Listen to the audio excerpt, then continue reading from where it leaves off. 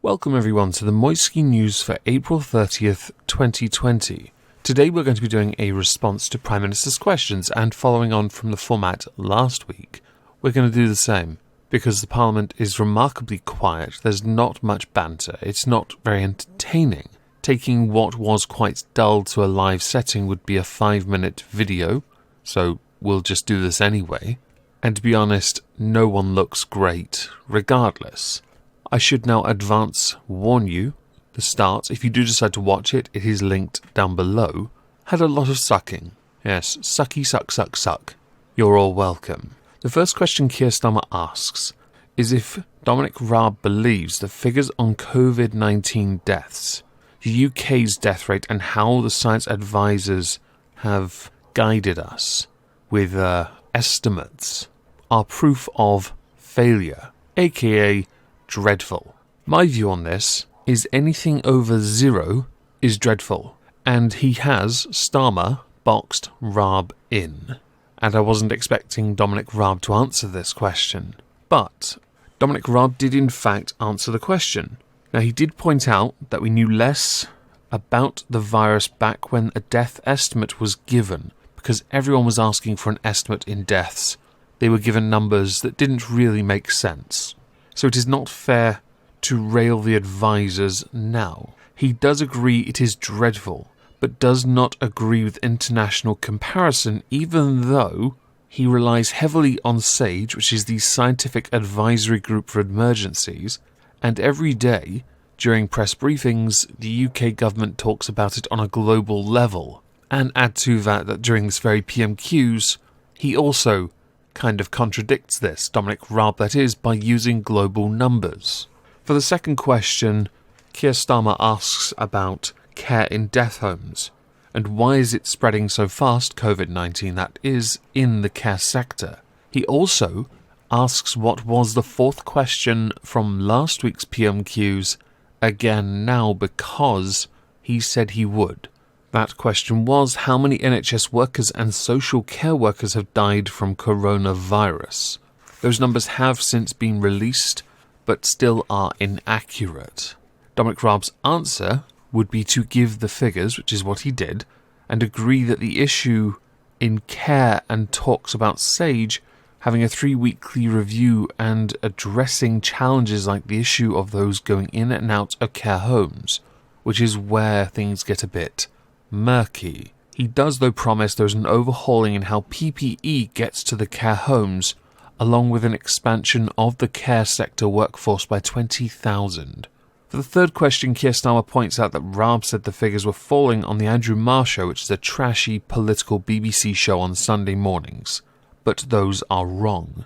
PPE is the subject of this question, coming from a survey from the Royal College of Physicians, or the RCP, for the remainder of this video, with 1 in 4 doctors saying they lack the PPE necessary. The question was, what's going on with the lack of PPE and when can it be fixed?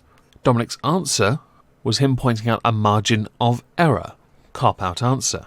He also does not accept the overall that things are getting worse because, in a context, he is correct and so is Starmer. It just depends on where you have the goalpost. He then goes on to talk about government strategy and how they are currently working, and finishing up by actually answering the question of, there is a global shortage, and recognising that. Yes, if memory serves, didn't China buy a load? I can't imagine why.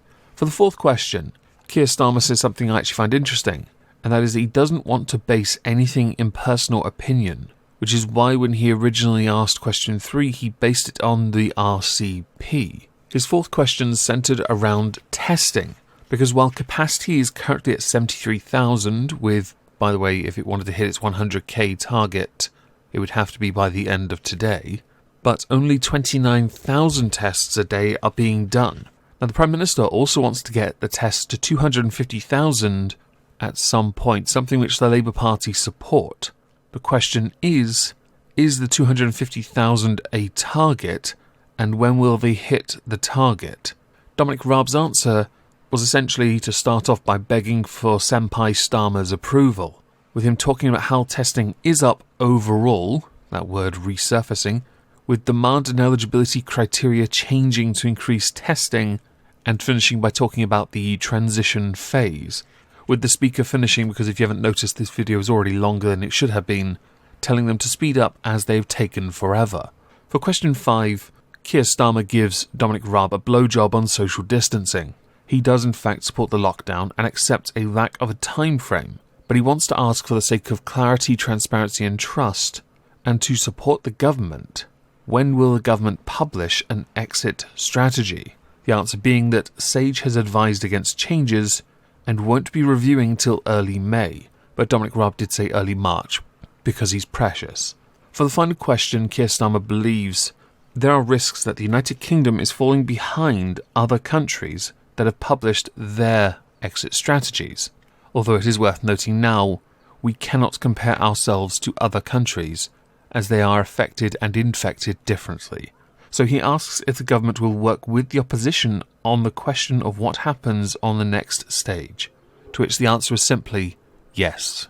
Along with Dominic also pointing out the flaws in comparing us to other nations and to an extent ignoring the advice of Sage. That was a lot simpler, wasn't it? If you still like this format, by the way, do let me know, because I'm quite happy to do it like this. Simply, I go through it, dissect it, and present it. But no lie, I really want to live stream one of them with Keir Starmer and Boris. But of course, he's just become a dad. Congratulations, Boris. Please do let me know what you think about this, all of this, in fact, PMQs, especially in the comments down below.